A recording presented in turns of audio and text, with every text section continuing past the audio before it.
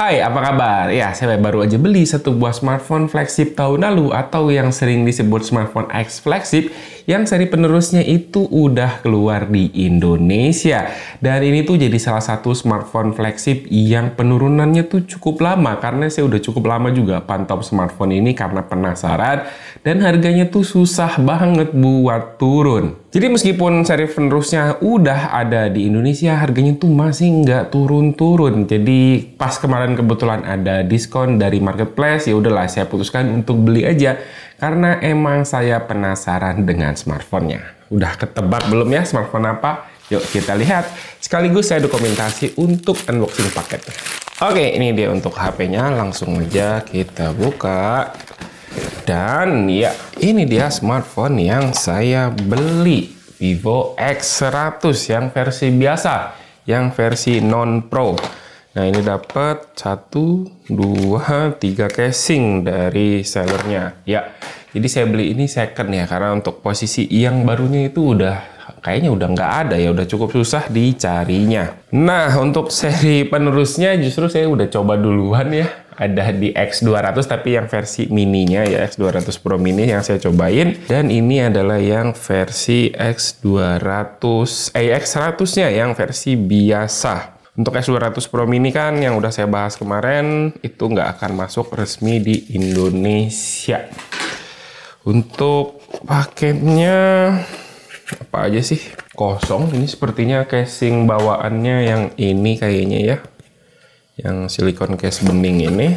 Lalu charger, ini chargernya USB-C loh. Saya baru tahu kalau Vivo itu flash charge-nya bisa USB-C to USB-C, karena selama ini yang saya tahu dia flash charge-nya pakai USB-A to USB-C.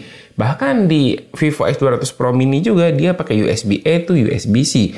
Ternyata di sini untuk ininya pakai USB-C to USB-C. Nah, ini untuk output maksimalnya, nggak tahu kelihatan apa enggak ya di kamera. Ini 20 volt, maksimalnya 6 ampere, jadi 120 watt. Wah, mantap nih. Seingat saya juga, si versi X100 yang biasa itu, X100 yang Pro itu nggak nyampe di 120 watt. Ini tuh kenceng banget. Dan kalau diperhatikan, ternyata untuk kamera belakangnya tuh nggak simetris ya. Ininya nih, tebel bezel atau frame-nya nih nggak simetris loh, saya baru nyadar. Saya pikir dia simetris kayak X200 yang kemarin. Oke, ini udah nyala ya, coba saya setting-setting terlebih dahulu. Oke, ini udah beres saya setting-setting, dan pertama yang bakal saya cobain adalah untuk performa fingerprint reader-nya.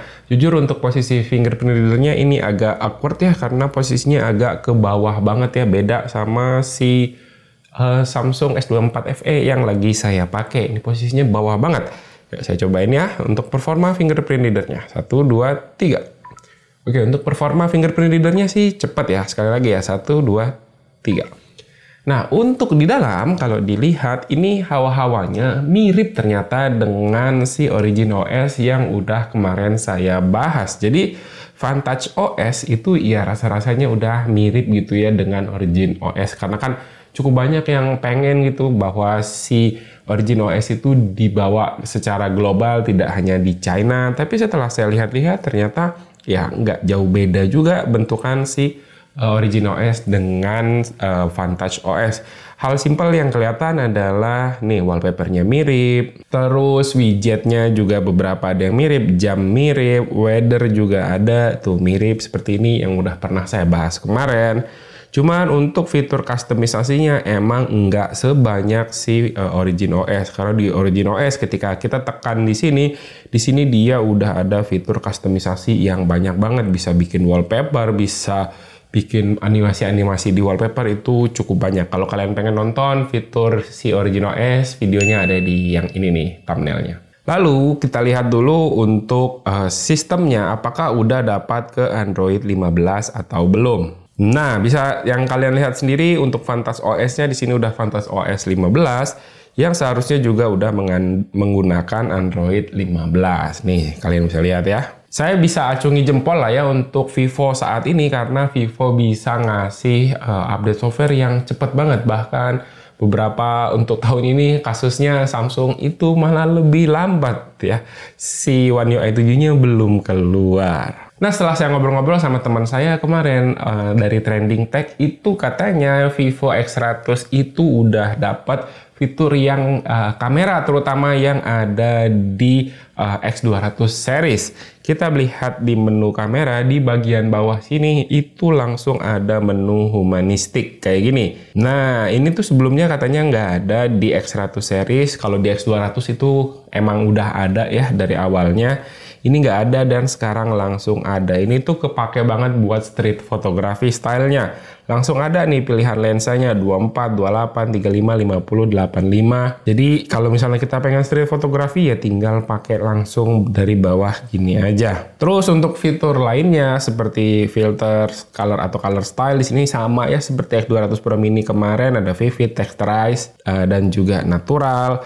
Terus untuk mode di sini juga dia ada menu yang cukup lengkap ya. Mode Pro juga bisa dilihat ada RAW-nya. Nah, untuk portrait video di sini ada ya, dia menggunakan 1 atau 3 kali jadi lensa utama atau lensa tele. Terus resolusinya juga sama, maksimal di 1080-30 fps sama seperti di X200 Pro Mini kemarin. Yang bisa di 4K itu kalau nggak salah saya di X100 Pro yang Pro ya. Sama nanti yang S200 Pro itu yang tipe paling tingginya itu bisa di 4K. Terus ya fitur lainnya sama ya, ada snapshot, night ini standar, portrait foto. Portrait foto dia langsung pakai di sini 1,5 atau 35 mm, 2,2 atau 50, 3,7 atau 85 dan 4,3 atau 100 mm. Nah, itu dia tadi ya untuk 3 lensanya. Ya ini seperti yang kalian udah tahu bahwa dia kan menggunakan lensa utama, terus di sini ada lensa periskop yang kotak dan juga ada lensa ultra wide. Kalau ini sepertinya laser autofocus. Terus ada kamera utama di depan dan ini menggunakan layar yang curve. Untuk layar curve-nya ini kalau nggak salah satu yang cukup panjang juga ya si garansi layarnya. Itu ada juga gratis anti screen ya, screen protection. Kata seller yang jual HP ini tuh dapat gratis 2 tahun ya untuk ganti screen protectornya. Untuk Vivo X200 ini kan harga kemarin launchingnya di Indonesia tuh di 12.999 ya kalau nggak salah saya, dan ini saya dapat di harga 9 juta untuk di marketplace-nya dan dapat diskon jadi sekitar 8,6 juta. Ya lumayan ya. Harganya cukup sulit turun ya menurut saya.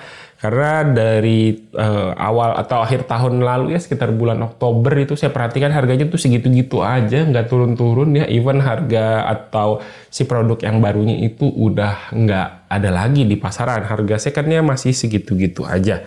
Ya udah ya gini dulu aja, nanti mungkin saya bakal bahas lanjutan si Vivo X100 ini meskipun telat dan meskipun udah ada penerusnya, tapi ya mungkin saya bisa ceritakan nanti dengan budget 8 jutaan, apakah ini cukup menarik atau ini aja nih, si S24 FE yang juga harganya di 8 jutaan tapi baru. Oke, segini dulu ya untuk video kali ini. Terima kasih buat yang udah nonton, silahkan like dan share video ini jika menurut kalian video ini bermanfaat. Dan dipamit sampai jumpa di video berikutnya. Bye-bye.